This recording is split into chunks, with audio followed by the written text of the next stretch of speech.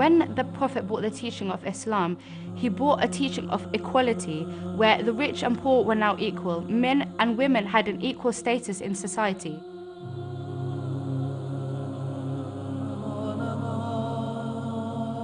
He was telling the world two things. One was how to treat daughters with respect and how to respect women in general, and also the fact that in times to come, he will be indebted to Fatima and her progeny for the propagation and survival of his divine message.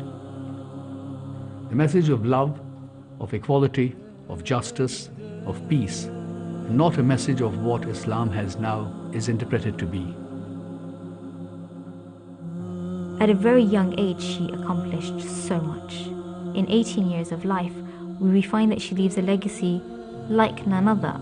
She is one woman who is the axis between both imamat and nabuwat.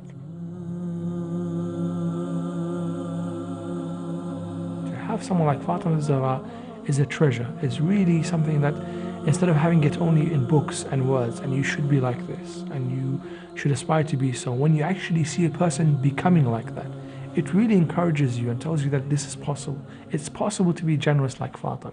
It's possible to be wise like Fatima. It's possible to be firm in faith like Fatima.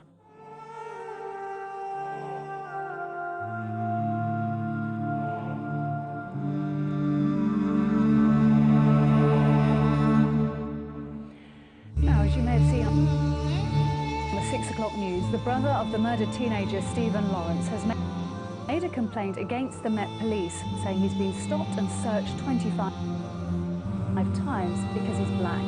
The Met says it's taking the complaint seriously and is investigating. Chris Rogers' report now on the issue that just won't go away for the police force. As Stuart Lawrence attended last year's trial of the men who murdered his brother, was he the victim of a long campaign of racial harassment by the Met Police? Of the Met Police in their original investigation that left Scotland Yard branded as institutionally racist by public inquiry. On November the 16th, Stuart Lawrence tweeted,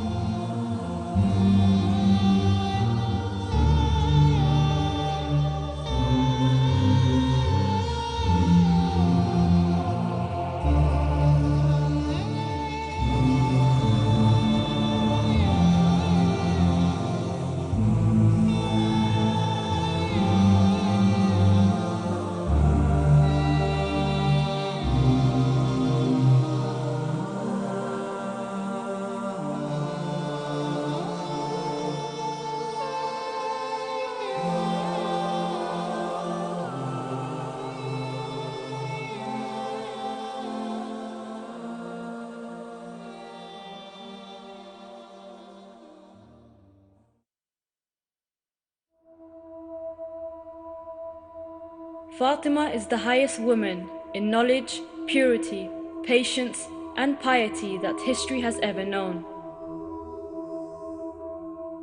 She was brought up in the house of revelation and grew up in the lap of the greatest prophet, and thus she was the vessel of imamat and the continuity of prophethood.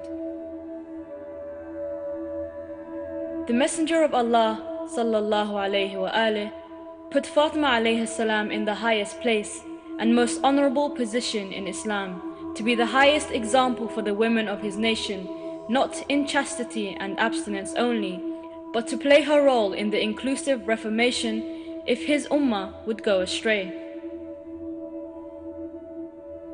She got married to Ali ibn Abi Talib alayhi salam and lived with him a life of simplicity, and so she was an ideal example for Muslim women, or indeed for all Muslims.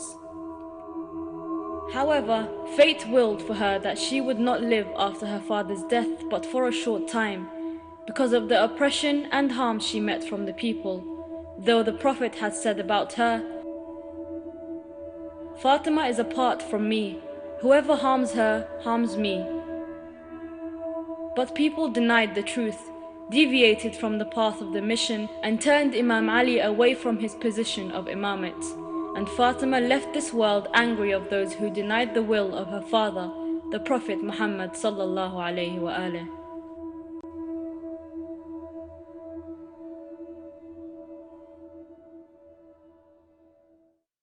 Fatima Zahra was born in a difficult time when women were traded as goods, where they were disrespected, and also when men did not see women as a source of either education or inspiration. Pre-Islamic Arabia was a very unfair, unequal society. Women had no status whatsoever in pre-Islamic time. For example, women could not inherit. In fact, women were inherited themselves. When a man died, his children would inherit their mother. Because women were not considered as human beings by the Quraysh, the Arabs of the time. They counted them as amongst the cattle. I mean, for women were more important than the cattle, but cattle was also very important. They were categorized as cattle. They were seen as nothing more than a vessel of desire for men. They didn't even have the right of inheritance. And when it comes to pre-Islamic Arabia and their concepts of marriage, we find that they weren't following any law that was in vogue at the time. Men were allowed to have as many wives as they wanted. Women were subjugated to a lot of torment by their husbands in order to give up their right of dowry. They would trade their sons and their daughters and their family members. We read some of the narrations that sometimes a woman would be married to more than one person at a time. We have narrations that more than one person would claim to have fathered a child. There's a saying in pre-Islamic Arabia that says that it is a virtue to bury your daughter alive. Having a daughter was seen as such an unfortunate situation for a family, and men often would bury their daughters alive to take away the shame from them that they had had a daughter in their life. And they named their names of their sons that reflected violence in such a way like to scare the enemy. So you had Sakhar, rock, Harb, war, and so on. They named their sons in this way to encourage that mentality of using violence to gain strength over others. That was the time in which, and that was the setting in which Rasulullah sallallahu alaihi wasallam arrives. And so in this environment, in this heavily racist, prejudiced, sexist, discriminatory environment, came the message of Islam. The house of Banu Hashim were expecting in their household the birth of a child who will be anointed by God as a prophet. And all the signs pointed to Rasulullah in his childhood.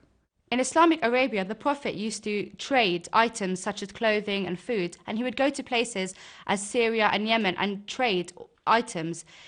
When people used to trade with the Prophet, they would realize that he would not trick them, nor would he try to get more money for an item than would be lawful. He was known in Mecca, whenever anyone wanted to travel, they would leave their wealth and possessions in the safekeeping of the Prophet, because they knew him to be the most trustworthy person in all of Mecca. He acted almost like a bank for people, somewhere where they could leave their money safely and come back and find it untouched. In fact, what they used to do is when they would weigh items, if they were weighing food, they would put dust or sand inside the scales to make it weigh more, and they would charge more and give them less items. That is the corruptness of the time in Arabia. However, the Prophet, they noticed that he was so honest that he would give the amount that was due, and he would only take the amount that was due. And so the Arabs, that had no morality in their society, had no acknowledgement of any law of equality, would call him as-Sadiq and al-Amin. And surely that is a great, great honor, that for people that aren't Muslims, that have no idea of any kind of form of morality in society, they are calling you truthful and trustworthy. Nowhere else could this be found in Mecca. They never heard him lie. They never heard him utter any words that were unbecoming of a noble person. Prophet Muhammad suggested to his uncle Abu Talib, who loved him so much, that he wanted to trade with the money of Lady Khadija, and Abu Talib agreed to his suggestion.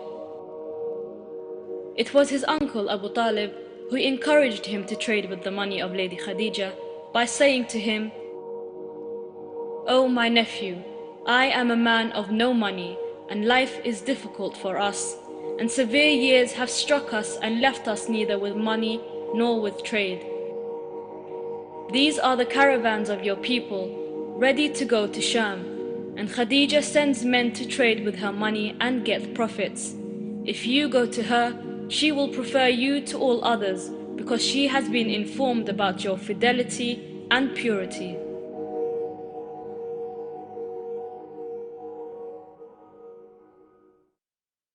Khadija was known as the mistress of the women of Quraysh.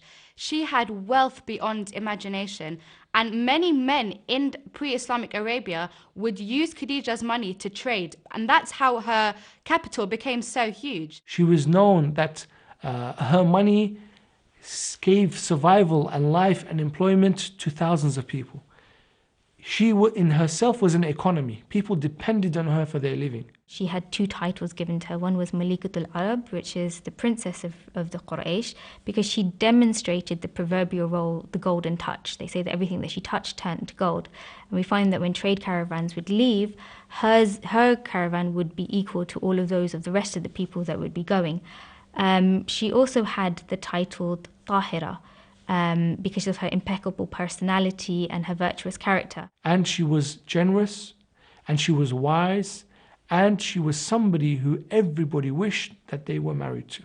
Bibi Khadija didn't travel with her trade caravans, and as a result she employed agents to go on her behalf. At the time, Abu Talib said to the Prophet that we do not have a lot of money, so shall I ask Khadija if we can use her money to trade on her behalf, and therefore she will benefit and we will also benefit. The Prophet said to his uncle Abu Talib, as you wish. And Abu Talib suggested to her that he should employ his nephew Muhammad to go with the trade caravan. She had heard a lot about the Prophet's status in terms of his titles as-Sadiq and al-Amin. She had known, he was known in the society, so she was more than happy to let the Prophet Muhammad trade on her behalf. And because these trips were a success, Khadija decided to employ Muhammad again to take another caravan to Yemen.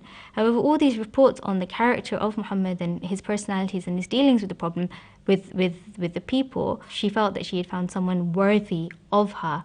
And as a result, she wanted to begin the process of trying to instigate a marriage between herself and Muhammad. Many men had approached through various advisors and friends to seek the hand of Khadija, and she had refused because she could not find the person who wanted to marry her, not for her money. She was looking for somebody whom she could trust, not just with her business enterprise, but also with her life, with her programs of charitable works, of caring for the poor, a person who would be like-minded. And Khadija was so besotted by this man, she knew he was an amazing man, that she sends a proposal to the Prophet to ask her that, will you marry me? Khadija then calls to speak to Rasulullah.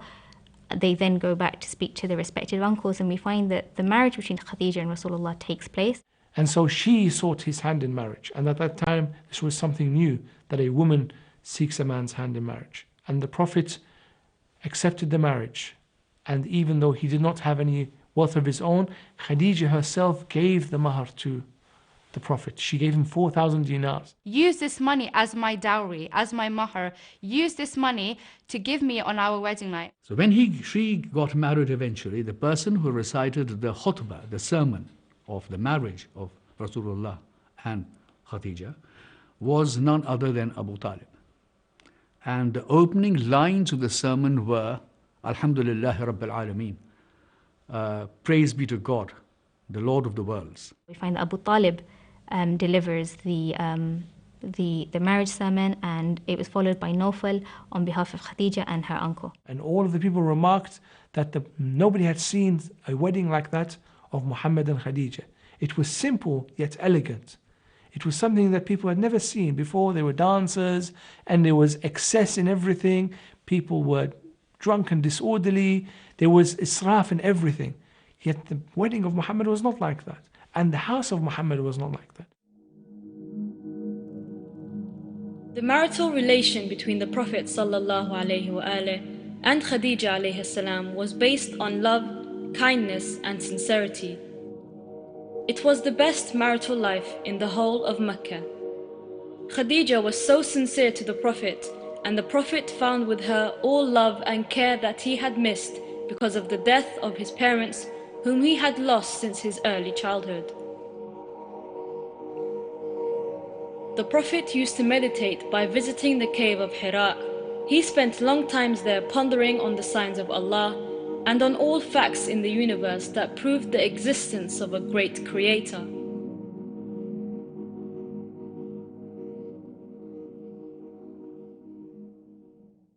He would spend lengthy time there thinking and pondering about the different things that he had seen. And it is there that he got the first revelation of Islam. And Jibreel appeared, according to one tradition, he came with other angels, a contingent of angels arrived, not just. And it was to announce to Rasulullah that now the time had come for you to propagate the message, the one that you have been designated to preach. اقرأ باسم ربك الذي خلق خلق الإنسان من علق اقرأ وربك الأكرم.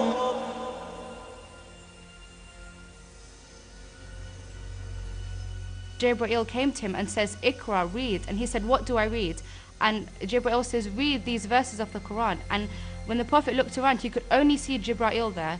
And that's when the first revelation, and he comes down from the mountain and he tells Khadija that, oh Khadija, I have seen something that Jibreel, an angel, has ascended to me and told me that I am the Prophet of Islam. She was the first to accept him as an apostle amongst the women. And the first amongst the male members of the family was Imam Ali himself. The earliest members, the earliest Muslims, for considerable time, they were the one who were seen to be practicing Islam, and i.e. praying in the Kaaba, the way Salat is performed. So in this oppressive environment, the Prophet starts the message of Islam. And in there, he uses the power of his personality. Before anything, he says to the people of Mecca, before even starting the message, he says to them, if I asked among the people of Mecca, who is the most truthful, who would you say? They said, you, O Muhammad. Rasulullah then approaches the people of Quraysh and asks them whether they had ever found him to be a man who indulges in false statements or false promises or utters lie. And they said no, because they said, if we had suspected that you were, if we suspected that you were a person like us, a person who would indulge in lies and make false statements, we would not have called you, and you were just dishonest, we would not have called you as-Sadiq and al-Amin, the trustworthy and the truthful. He says to them, if I told you there is an army just behind Jabal Abi Qubays, the small mountain behind us called Abi Qubays, if I told you there was an army behind them, what would you say? They said, we would say you were the truthful, O Rasulullah. We would say there is an enemy behind this mountain. He said, well, if I were to say to you that there is only one God, they said, no, we will not accept this. When the Prophet brought the teaching of Islam, he brought a teaching of equality, where the rich and poor were now equal. Men and women had an equal status in society. They had different roles, but their status was equal. He gave women the ability to inherit. He told men that marry 4 wives instead of marrying 100 or 200 wives. He gave women the right to an education. He encouraged women to get an education. He encouraged an equal society where people were treated fairly. The thing that hurt the Quraysh most was that of justice.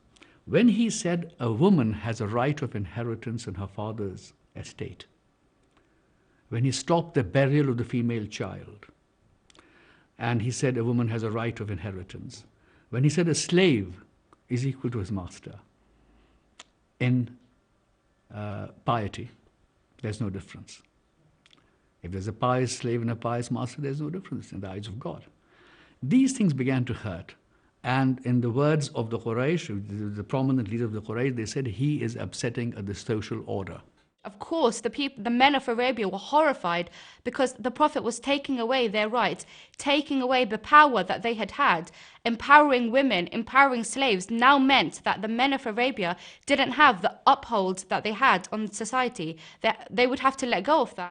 So you see, he's really addressing the very heart of the society, and if it was just a belief in one God, I'm sure, as Abu Sufyan said later, if you say believe in one God, we believe in one. If you say 10, I don't mind. But no, you are attacking the basis of our society.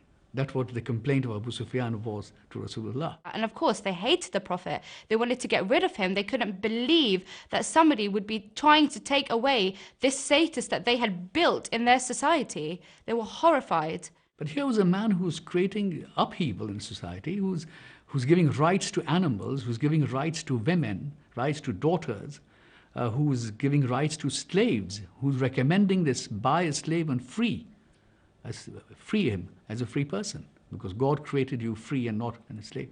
So that was the issue that Rasulullah began to encounter when he began to preach Islam. He would go to the holy mosque, to al-Kaaba al-Musharrafa, to al-Masjid al-Haram, and stand there and call people to Islam.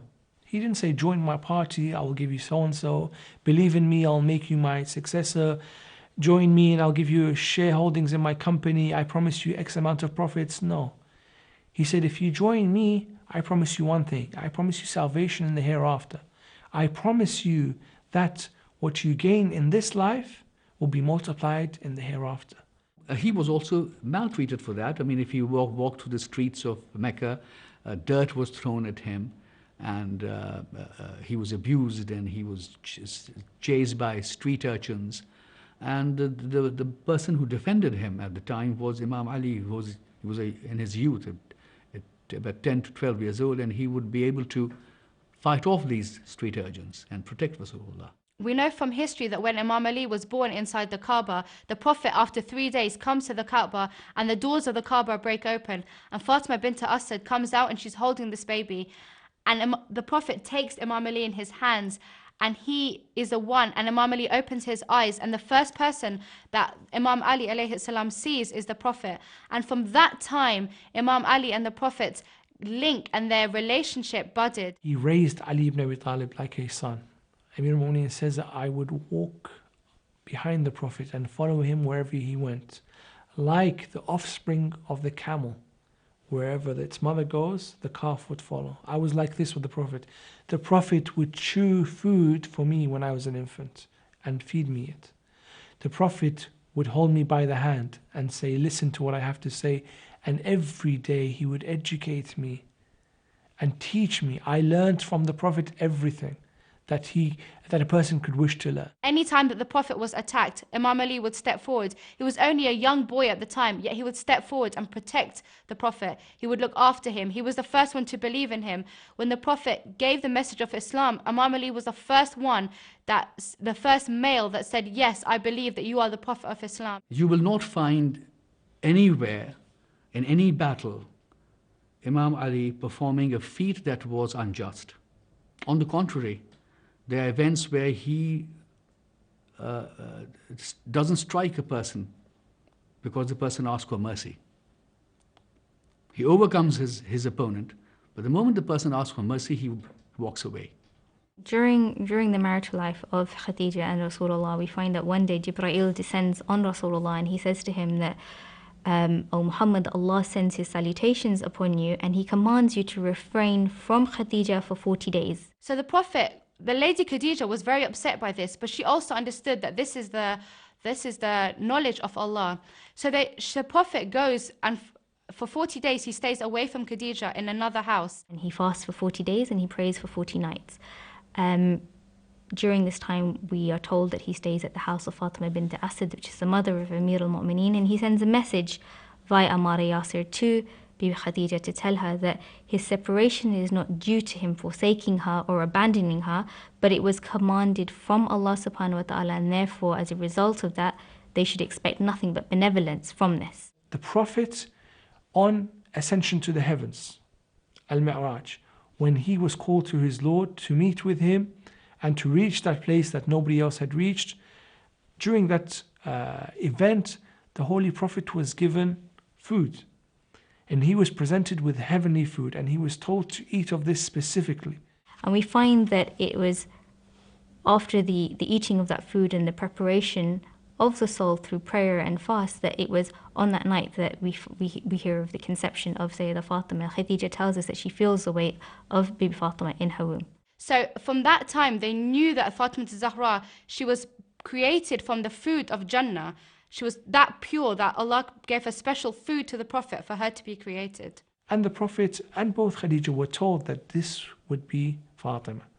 The name was chosen by Allah. Fatima comes from the word Fatima, which means to wean, and we find that those who are the believers and followers of Sayyidah Fatima are weaned away from the fires of hell.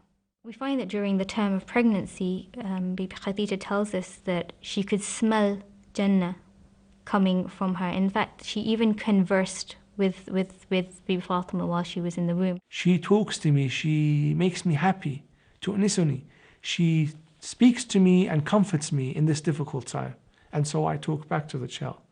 And the Prophet would say, what a blessed child this is, that already in the womb of her mother, she is talking to her mother. When it came to the time of labor, we hear that the midwives of Arabia didn't want to help her. And consequently, she was faced with a dilemma of having to deliver this child on her own. Nobody else would help Khadija. And so she decided to call out for help. She called and she cried out to Allah to help her in these times. The baby inside her cried, don't worry, O mother, things will go according to Allah's plan. And the narrations say that Khadija was then surrounded by 4 women who announced themselves to her. We hear that Bibi Hawa, we hear that Bibi Asiya, Bibi Maryam, and Kulthum come down from the heavens, and they help to deliver Sayyidah Fatima in her birth. And after this event, the Prophet was told, O Prophet, congratulations on the birth of Fatima, your daughter Fatima.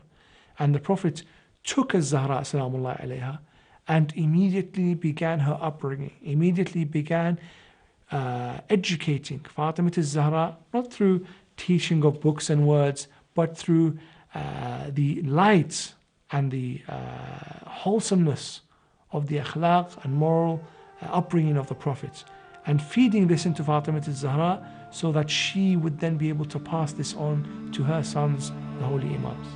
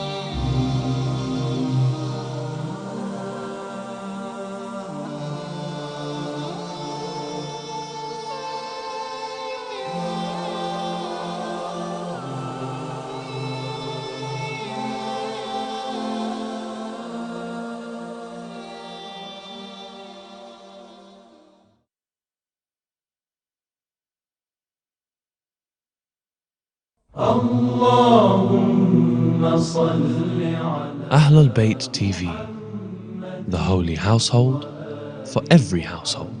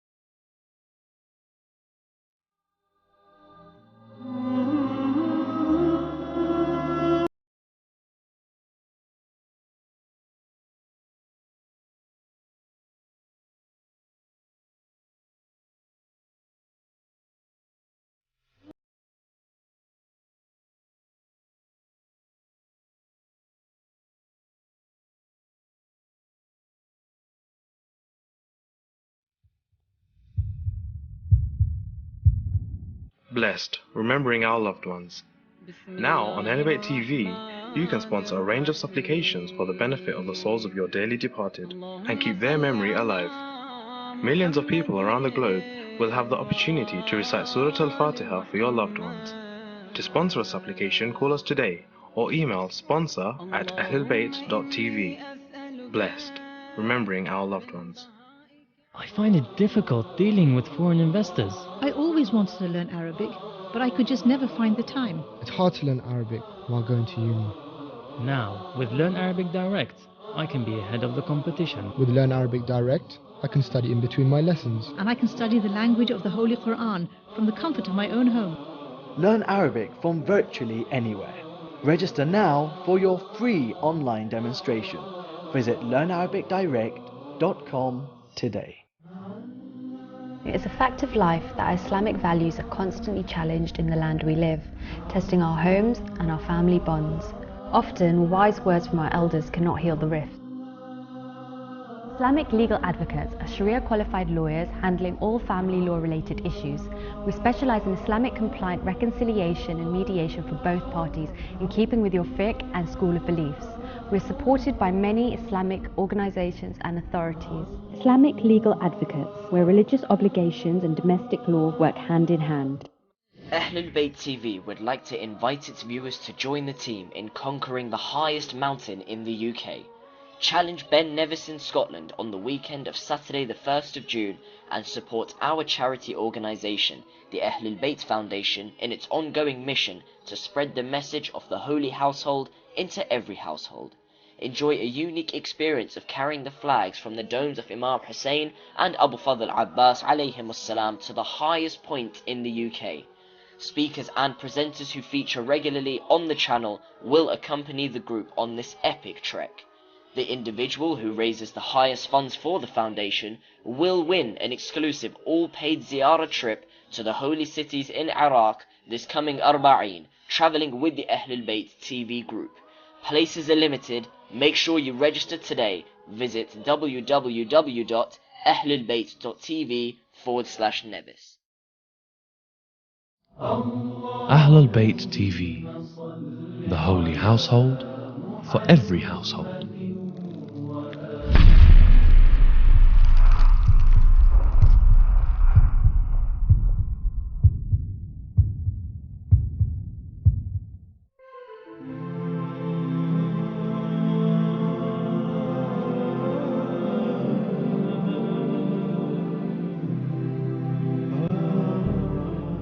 أعوذ بالله من الشيطان الرجيم. بسم الله الرحمن الرحيم.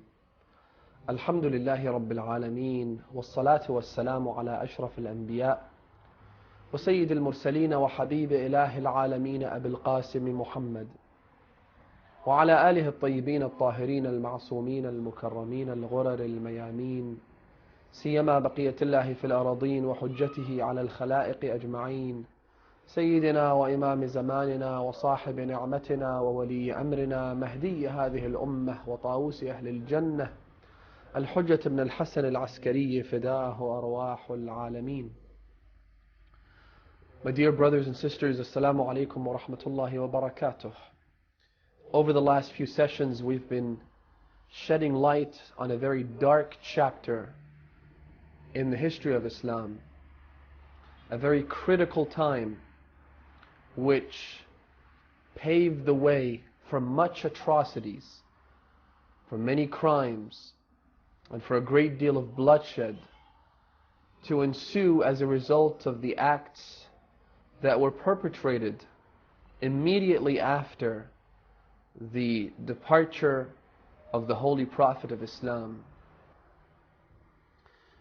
We asked a series of very uncomfortable, inconvenient questions that, as we said, many people have been shunning for too long. And it's now time that these truths, these facts, make their way to the daylight, and that many people who were previously unaware are now made aware of what happened and how it all happened. It's always been a very uncomfortable subject to bring up, because it challenges much of the recorded history which was sanctioned by the governments, who all had a vested interest in keeping their version of history as the official version and not allowing the truth to come out. Which is why a very famous scholar, after he died, they found a sheet of paper underneath his bed. And on that sheet of paper, and this was a scholar who lived in the holy city of Mecca, it is said that they found the following poem written on that sheet. He had said, يَا مَنْ يُسَائِلُ دَائِبًا عَنْ كُلِّ مُعْضِلَةٍ سَخِيفَةٍ إِنَّ الْجَوَابَ لَحَاضِرٌ لَكِنَّنِي أُخْفِيهِ خِيفَةً. O you who ask insistently and consistently about these dilemmas, these problems, the answer is here. I have the answer, but I conceal it out of fear. لولا اعتداء رعية أرسى سياستها الخليفة.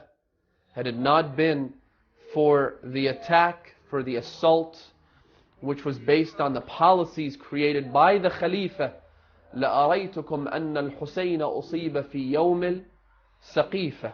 I would have demonstrated how Hussein, Imam al-Husayn, who we all know was murdered in the year 61 in the Hijri calendar. This scholar says that in fact Hussein was murdered on the day of Saqifa. And so it's an uncomfortable, inconvenient truth which needs to come out.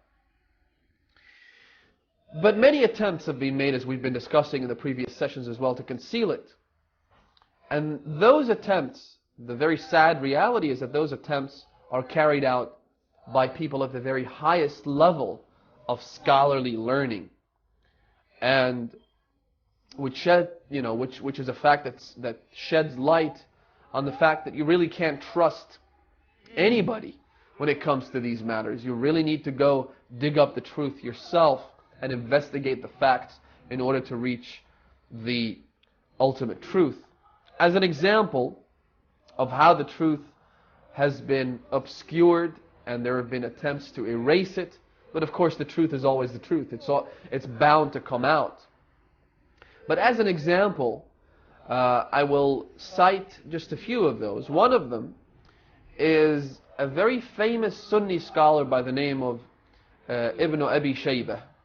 Ibn Abi Shaybah was the teacher and the sheikh of Imam al-Bukhari. Imam al-Bukhari is... So Ibn Abi Shaybah, who is the teacher of Bukhari, and Bukhari takes much of his knowledge, much of his narrations, much of his historical narratives from his sheikh. This person mentions a hadith. And in that hadith, in that narration, he explains what happened. And he goes into detail about the events leading up to the ambush of the house of Imam Ali and Lady Fatima pbuh. And he explains how the government was established by a single vote, really. And it was in fact Umar who appointed Abu Bakr, and he drew a sword and he said, if anybody objects to that, you will have to face the consequences. There were people who got killed within those negotiations that were taking place within the Saqifa, which is the location where they had those early negotiations. Many companions were excluded from taking part in the deliberations. And as we said, some of them were even killed because they chose to object to the appointment of Abu Bakr. And Ibn Abi Shaybah then goes to talk about the events immediately prior to the ambush. And he says that Umar came and he told Fatima pbuh, and this is what he said. In fact, Ibn Abi Shaybah isn't the only person who mentions this. There are many other Sunni scholars who refer to this incident. One of them is Muhammad ibn Jurayr al-Tabari, and who's a famous Sunni historian. He mentions in his in his history book, volume 3, page 203, he says, فَجَاءَ عُمَرْ إِلَى دَارِ عَلِيٍّ وَنَادَى. Umar came to the house of Ali, and he called out in a loud voice, لَتَخْرُجَنْ أَوْ لَأُحْرِقَنَّ الْبَيْتَ عَلَى مَنْ فِيهِ. You either come out, or I will burn the house down upon all of its inhabitants, upon all of the people who live in the house. Some of the companions who were shocked to see the actions of Umar, and even more shocked to hear the ultimatum and the threats that were coming out of his mouth, they came to him and said, إِنَّ فِي الدَّارِ لَفَاطِمَةً. Fatima, the mistress of the women of the world, the daughter of the Prophet, the 18-year-old rose and flower of heaven is inside that house. Do you know what you're talking about? And he said, challenging everyone, defying everyone, he said in an unequivocal manner, وَإِن. In other words, I don't care. Whoever's in the house, I will burn it down if they do not come out. The idea was to force them out so that they could take Ali ibn Abi Talib to the mosque and coerce him into paying homage and giving his allegiance to Abu Bakr. And they even went to that extent where Umar clearly threatens Fatima Zahra. And by the way, he was talking to her directly because she came out, according to Ibn Abi Shaybah and according to Muhammad ibn Jurayr al-Tabari, she came out and she challenged Umar. She said to him, you have no right to come to my house to attack me or to threaten me, or much less to take my husband and force him and coerce him into paying his allegiance. And it was at that moment that he said, you either come out or I'll burn down the house. So Ibn Abi Shaybah, going back to the Shaykh of Bukhari, he mentions this whole story. Now, there are two scholars that came after Ibn Abi Shaybah, and they quote him in the same hadith. So they narrate the hadith on the authority, listen carefully, they narrate the same hadith on the authority of Ibn Shaybah. In other words, Ibn Shaybah is a part of the chain of narrators that is used to transmit this hadith. They got it from Ibn Abi Shaybah, to put it simply. But here's what they do. One of those scholars is Ibn Abd al-Birr, and the other is Ahmad ibn Hanbal. Ibn Abd al-Birr mentions the same hadith when he gets to the part where Umar threatens Fatima Zahra. And as we said, Umar clearly says, according to Ibn Abi Shaybah and al-Tabari and other Sunni scholars, that you either come out or I'll burn the house down. Ibn Abd al-Birr reaches that part, and then he said, فَقَالَ عُمَرْ لَأَفْعَلَنَّ وَأَفْعَلَنَّ. Umar said, I will do such and such. He severs the hadith. He doesn't actually say what Umar said.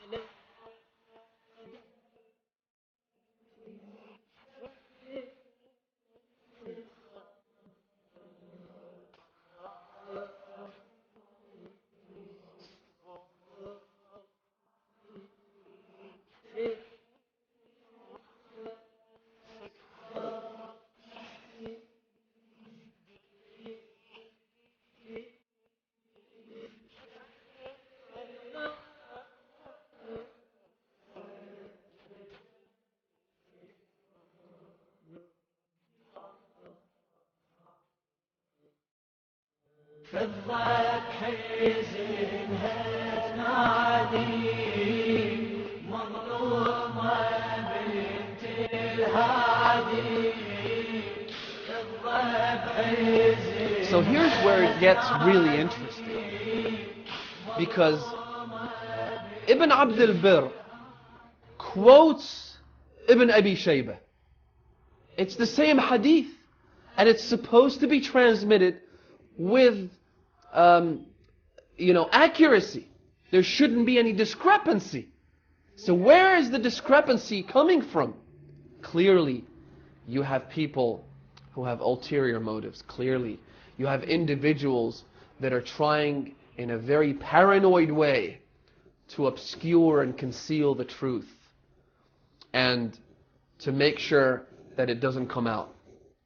So Ibn Abd al-Bir severs the hadith by saying, فَقَالَ عُمَرْ لَأَفْعَلَنَّ وَلَا أَفْعَلَنَّ. Ahmad ibn Hanbal, who is one of the four imams of the Sunni schools of thought, he also mentions the same hadith.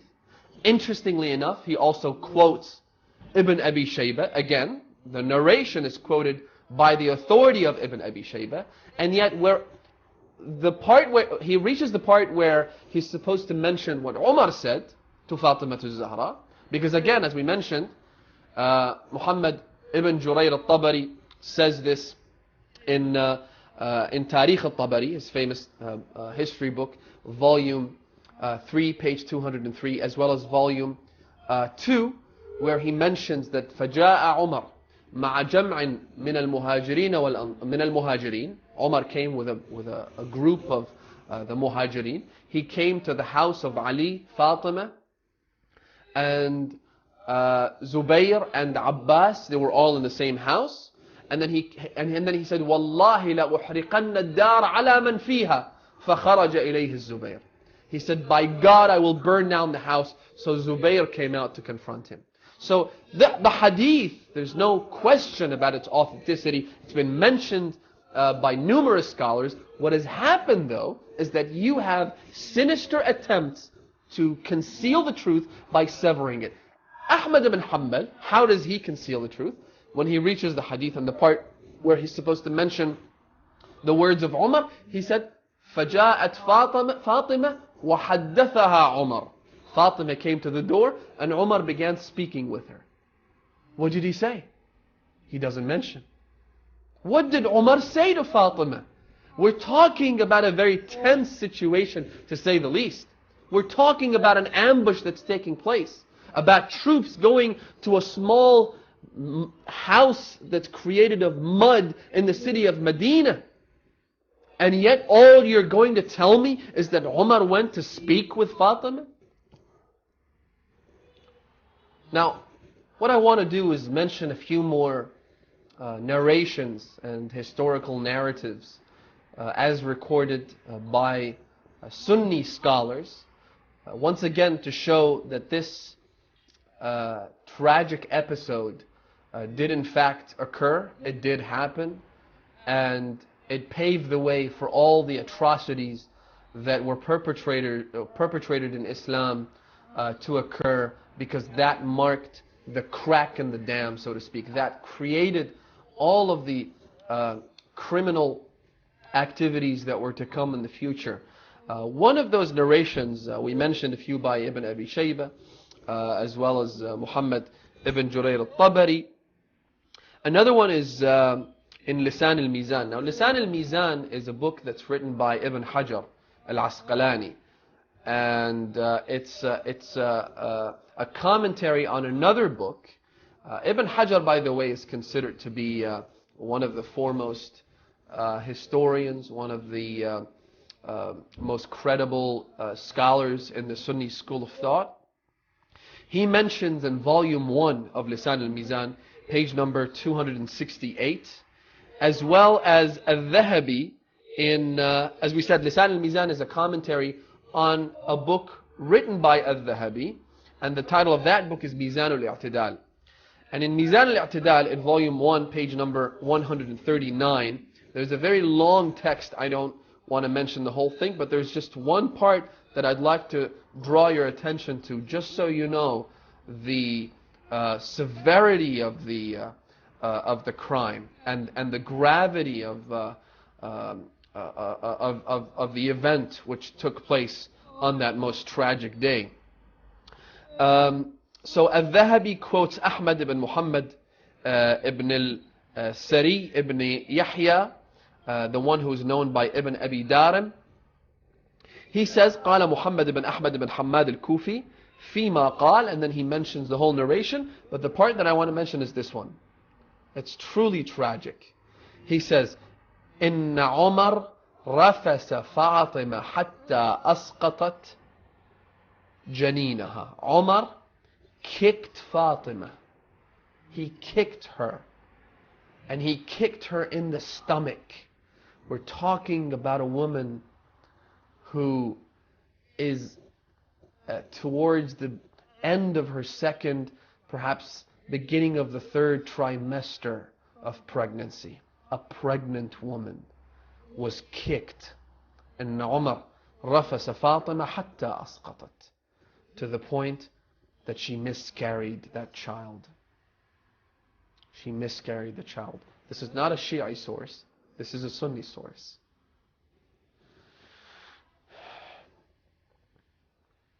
And then the narration states كان في آخر أيامه كان أكثر ما يقرأ عليه المثالب. In other words, Umar, towards the end of his life, would have people come and tell him, why did you do such and such? Why would you commit this crime? Why would you do this and why would you do that? حضرته ورجل يقرأ عليه. And the narrator of this narration says that I came and I saw him towards the end of his life, and I saw another man telling him about Muhsin. Muhsin is the stillborn fetus of Fatima. It is the name of the child who was miscarried by Fatima az-Zahra. He says, I came and somebody was talking to Umar about killing Muhsin and why he had done that. Another narration, again, al-Dhahabi, the same Sunni historian that we spoke about in the first session in this series, he has a book called Sayru or Siyaru A'lam al-Nubala. And he talks about the noble sort of personalities in Islam. And in volume 15, page number 578, he says, قال الحاكم وقال محمد بن حماد الحافظ كان مستقيم الأمر عامة دهره ثم في آخر أيامه كان أكثر ما يقرأ عليه المثالب. Again, he says that people would come to Umar and they would tell him why they would admonish him, they would reproach him, they would say, why would you do so and so? And I appeared in his presence while someone was saying, إن عمر رفس فاطمة حتى أسقطت محسنة. That Umar kicked Fatima to the point where she miscarried Muhsin. Again, another proof of the atrocious crime that was committed against the daughter of the Prophet. Al-Shahristani is another Sunni scholar. He has a book called Al-Milal wal-Nihal. And in volume number 1, page 57, he mentions something similar to that. It's a long passage. I just want to take one portion of it. He says, إن عمر ضرب بطنها فاطمة. Umar beat the belly of Fatima. يوم البيعة حتى ألقت الجنين من بطنها. He says, on the day of the bay'ah, on the day of allegiance, Umar came, he beat the belly of Fatima to the point where she miscarried her child. وَكَانَ يَصِيحُ, and he did so while screaming, أَحْرِقُوا دَارَهَا بِمَنْ فِيهِ, burn down the house along with everyone in it. أَحْرِقُوا دَارَهَا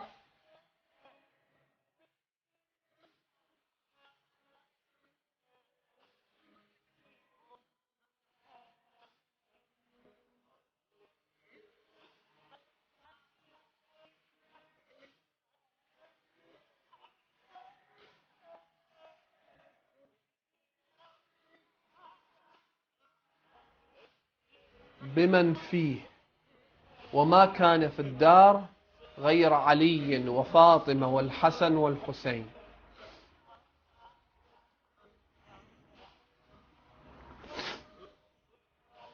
Al-Yaqubi is another Sunni scholar. He has a book by the title Tarikh al-Yaqubi. In volume 2, page 126, he mentions yet another passage. He says, وَبَلَغَ أَبَا بَكْرٍ وَعُمَرْ أَنَّ جَمَاعَةً مِنَ الْمُهَاجِرِينَ وَالْأَنصَارِ قد اجتمعوا مع علي بن أبي طالب في منزل فاطمة بنت رسول الله.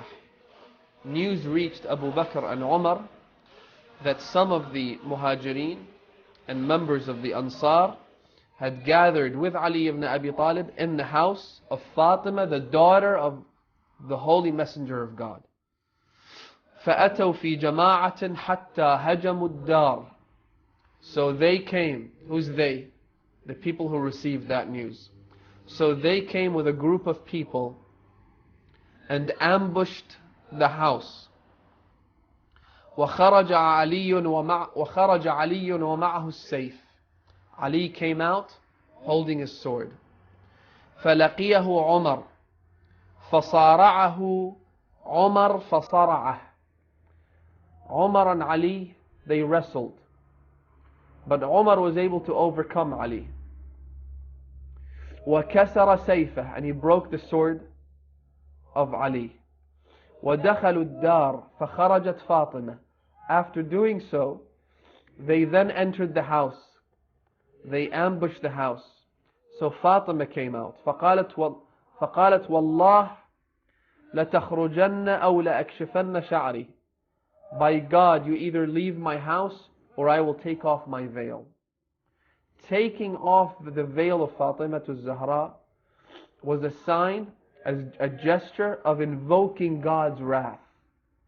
She said, I would take off my veil. In other words, I will ask God to bring down His chastisement and His punishment upon you. وَلَا أَعِجَّنَّ إِلَى اللَّهِ, and I will plead with God. فَخَرَجُوا وَخَرَجَ مَنْ كَانَ فِي الدَّارِ. So they left the house, and everyone in the house also left. وأقام القوم ثم قال عمر فمشى معه جماعة حتى أتوا باب فاطمة. Umar then came and apparently came back with a group of people. They came to the door of Fatima. فدقوا الباب, they knocked at the door. فلما سمعت أصواتهم نادت بأعلى صوتها. When she heard them, we're talking about a group of people who had gathered there to attack, to ambush, to wage an assault against the house. When she heard them, she called out, Ya Rasul Allah, O Father, O Messenger of God, ماذا لقينا بعدك من ابن الخطاب وابن أبي قحافة. What have we seen after your departure? Look at what we're going through after your departure from Ibn al-Khattab, a reference to Umar, and Ibn Abi Quhafa, a reference to Abu Bakr. Brothers and sisters, once again I remind you, this is not a Shi'i source. This is a Sunni source. This is al-Yaqubi in his book Tarikh al-Yaqubi. فَلَمَّا سَمِعَ الْقَوْمِ صَوْتَهَا وَبُكَاءَهَا. When that group of people heard Fatima, heard the voice of Fatima and her cries, انصرفوا باكين, they left while crying. It's heartbreaking. They left while crying. أبتا يا رسول الله وكادت قلوبهم تنصدع. Their hearts were broken. وأكبادهم تنفطر. Their livers were about to be severed from the agony of seeing Fatima Zahra pleading with God, speaking to her father after his death, asking for his help. وَبَقِيَ عُمَرُ وَمَعَهُ قَوْمٌ. Umar stayed back. A group of them left, but Umar stayed with a number of his supporters. فَأَخْرَجُوا عَلِيًّا. They forced Ali out of the house. فَمَضَوْا بِهِ إِلَىٰ أَبِي بَكْرٍ. And they took him to Abu Bakr.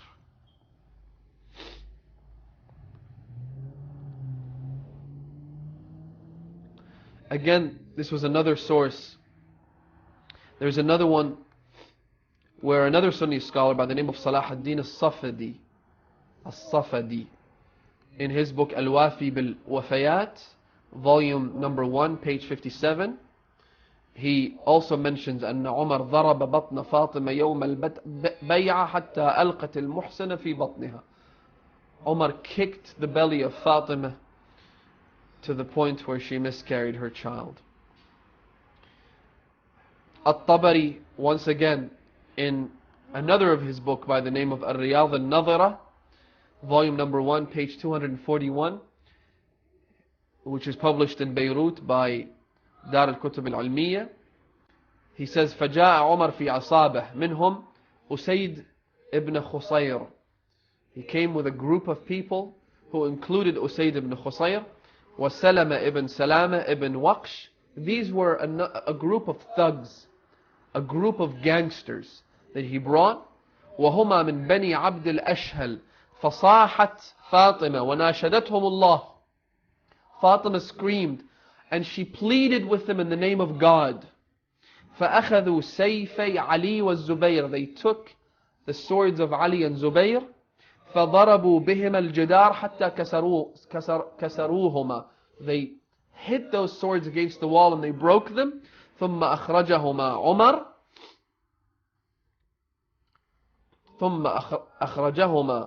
عُمَرْ وَهُوَ يَسُوقُهُمَا. Umar took them out and he began dragging them, pulling them away. Ibn Abil Hadid is another Sunni scholar, and he mentions وَرَأَتْ فَاطِمَةَ مَا صَنَعَ عُمَرْ فَصَرَخَتْ وولولت واجتمع معها نساء كثير من الهاشميات وغيرهن فخرجت إلى باب حجرتها ونادت يا أبا بكر ما أسرع ما أغرتم على أهل بيت رسول الله والله لا أكلم عمر حتى ألقى الله. Fatima said, "O Abu Bakr, how soon after the death of the Prophet have you decided to attack his household, his own daughter? Wallah, I will not speak to Umar until I meet my Creator." And this brings me to Sahih al-Bukhari. In Sahih al-Bukhari, if anybody wants to dispute all of these narrations, they can't dispute with Sahih al-Bukhari. It is considered to be an authentic source of narrations.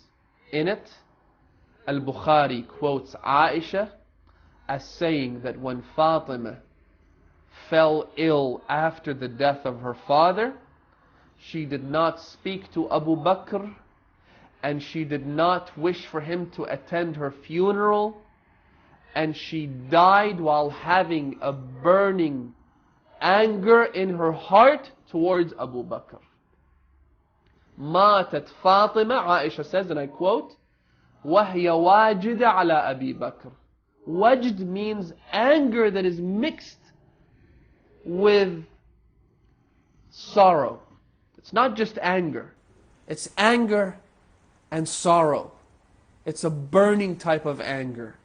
A sorrowful kind of anger. Fatima died while she was angry at Abu Bakr, according to Aisha, and as narrated in Sahih al-Bukhari. After all of these, brothers and sisters, is there any doubt as to what happened?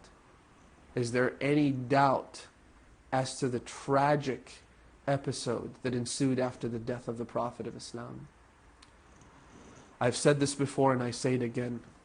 Fatima az-Zahra was the victim of a systematic, state-sponsored attempt to eliminate the name of Islam.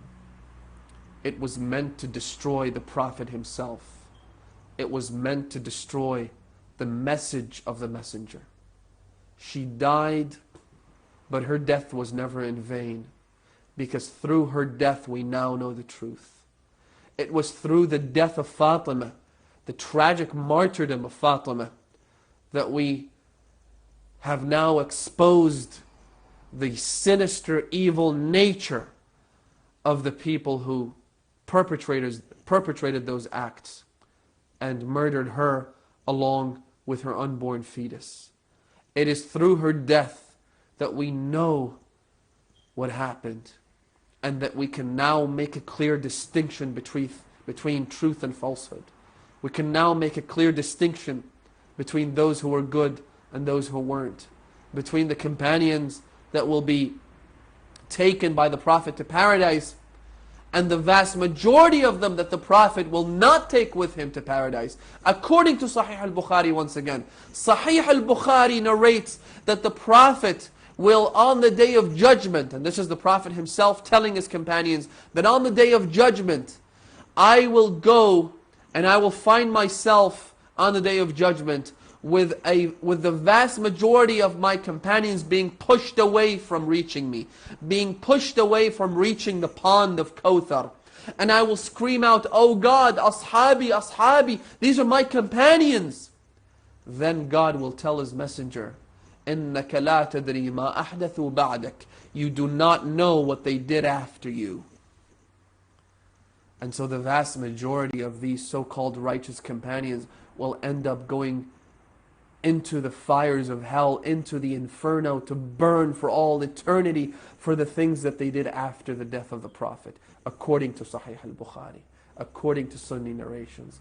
Again, I invite my brothers and sisters, regardless of your religious affiliation, regardless of which sect you happen to find yourself born into, what matters at the end of the day is the facts and the truth and nothing else.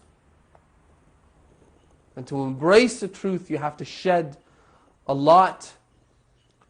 Perhaps you would have to shed a lot of what you've been told, what you thought was true.